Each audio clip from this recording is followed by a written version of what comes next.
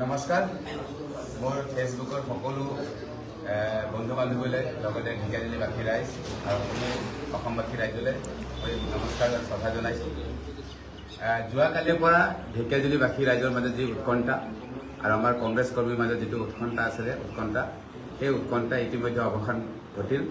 আজি ইতিমধ্যে আমাৰ জিলাৰ যি নিৰ্বাচনী বিষয় আছে ৰিটাৰ্ণিং বিষয় আছিলে ইতিমধ্যে আমাক ঘোষণা কৰিছে যে মোৰ নমিনেশ্যন যিটো অবজেকশ্যন দিছিলে ভাৰতীয় জনতা পাৰ্টীৰ প্ৰাৰ্থীৰ অশোক সিংহালৰ ইলেকশ্যন এজেণ্ট এই আমাৰ ইতিমধ্যে ডিষ্ট্ৰিক্টৰ নিৰ্বাচনী বিষয়া এয়া ডিক্লেৰেশ্যন যিটো দিছে মোৰ নমিনেশ্যন একচেপ্টেড অৰ্ডাৰ দিছে মই আপোনালোকৰ সন্মুখত ৰাখিছোঁ।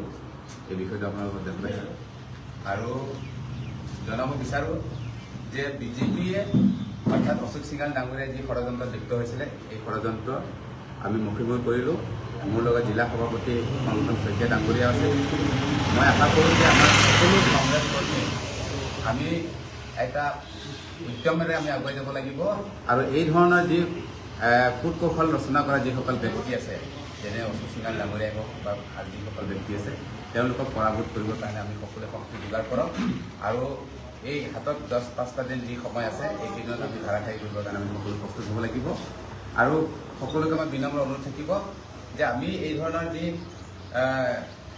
কূট কৌশল থাকিব বিৰোধীৰ ইয়াৰ আমি বাচি থাকিবৰ কাৰণে আমি সকলোকে আহ্বান জনাইছোঁ যাতে আমি সাৱধানতা আগবাঢ়িব লাগিব যাতে আমি ক'তো আমি নিৰ্বাচনী আচৰণ বিধি ভংগ নকৰোঁ আৰু ভায়লেশ্যন নকৰোঁ যে আমি নিৰ্বাচনী আচাৰ বিধি যি লগোৱা হৈছে সেই নিয়মত আগবাঢ়ি আমি এইবাৰ নিৰ্বাচন আগবাঢ়িম আৰু ইতিমধ্যে ৰাইজে আমাক সমৰ্থন আশীষ আমাক দিছে আৰু সেইধৰণে আমি আগবাঢ়ি গ'লে এইবাৰ নিৰ্বাচন নিশ্চয় জয় হ'ম আৰু যোৱা যি পঞ্চায়ত নিৰ্বাচনত এই ধৰণৰ বিসংগতি কৰি আমাৰ কংগ্ৰেছ দলৰ প্ৰতিটো পঞ্চায়তৰ যি এপি মেম্বাৰ আছিলে বা অন্যান্য যি ৱাৰ্ড মেম্বাৰসকলে তেওঁলোকে নমিনেশ্যন কেঞ্চেল কৰাইছিলে এই ষড়যন্ত্ৰ আজিও ইয়াত আমাৰ যি MLA ইলেকশ্যন বা বিধানসভা নিৰ্বাচনত তেওঁলোকে প্ৰয়োগ কৰিবলৈ চেষ্টা কৰিছিল আৰু সেই চেষ্টা আমি মুখীমুখি কৰিছোঁ তেওঁলোকে ব্যৰ্থ হ'ল। গতিকে আমি এইবাৰ নিৰ্বাচনত আনুষ্ঠানিকভাৱে আমি নিৰ্বাচন জয়ী নহ'লেও আমি এক প্ৰকাৰ ক'ব লাগিব আমি আগতীয়াকৈ আমি নিৰ্বাচন জয়ী হৈছোঁ বুলি আমি ধৰি লৈছোঁ। কাৰণ তেওঁলোকে মুখামুখিকৈ অশোক সিংহাল ডাঙৰীয়া মোৰ লগত মুখামুখিকৈ যুদ্ধত অৱতীৰ্ণ নহ'বৰ কাৰণে এই ধৰণৰ প্ৰটোকল লৈছে যাতে তেওঁ নমিনেশ্যন কেঞ্চেল কৰাব বিচাৰে, মোক ক'ৰবাত হেৰেছমেণ্ট কৰিব বিচাৰে, মই ক'ৰবাত ৰাস্তাত গ'লে পুলিচ ডিগ্ৰী তেওঁ হেৰেছমেণ্ট কৰাব বিচাৰে। নহ'লে আজিৰ তাৰিখত এজন কেণ্ডিডেটৰ গাড়ী যেতিয়া SST team without SST team থকা আৰক্ষী দলে মোক তালাচী চলাব নোৱাৰে সেই সময়ত তেওঁলোকে গাড়ী লৈ পেলাই থানাত বহুৱাই আকৌ SST টিম মাতি আনি পেলাই যেতিয়া মোক গাড়ী তালাচী চলাই ইয়াৰ পৰা কি বুজা যায়? নিশ্চিতভাৱে অশোক সিংহাল ডাঙৰীয়াই ভয় খাইছে। গতিকে আমাৰ কাৰ্যকৰ্তাসকলক মই অনুৰোধ কৰিছোঁ যে আমাৰ কংগ্ৰেছ এতিয়াও শক্তিশালী ৰূপত আছে আমি সকলোৱে আগবাঢ়িব লাগিব আৰু ঢেকিয়াজুলিবাসী ৰাইজে এইবাৰ বিচাৰিছে যে স্থানীয় আৰু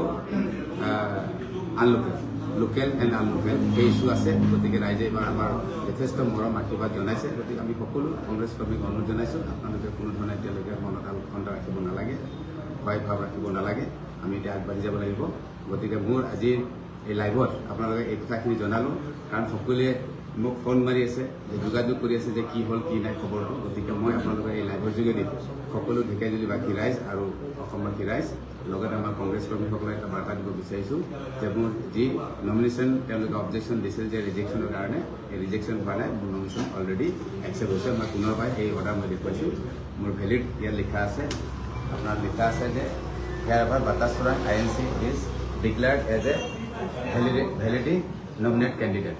গতিকে এইটো লিখা আছে। গতিকে মই ভেলিড কেণ্ডিডেট হিচাপে অলৰেডি কেণ্ডিডেট ইফালে কৰি দিছে আমাৰ ৰিটাৰ্ণিং অফিচাৰ আমাৰ ডিষ্ট্ৰিক্টৰ। গতিকে এই কথাখিনি আপোনালোক জনালোঁ। গতিকে সকলোকে আমি ৰাইজৰ মাজত নিৰ্বাচনী প্ৰচাৰ কামত আগুৱাই যাবৰ কাৰণে মই অনুৰোধ জনালোঁ। আজিৰ লাইভৰ এইখিনি বিষয় আছে। ধন্যবাদ।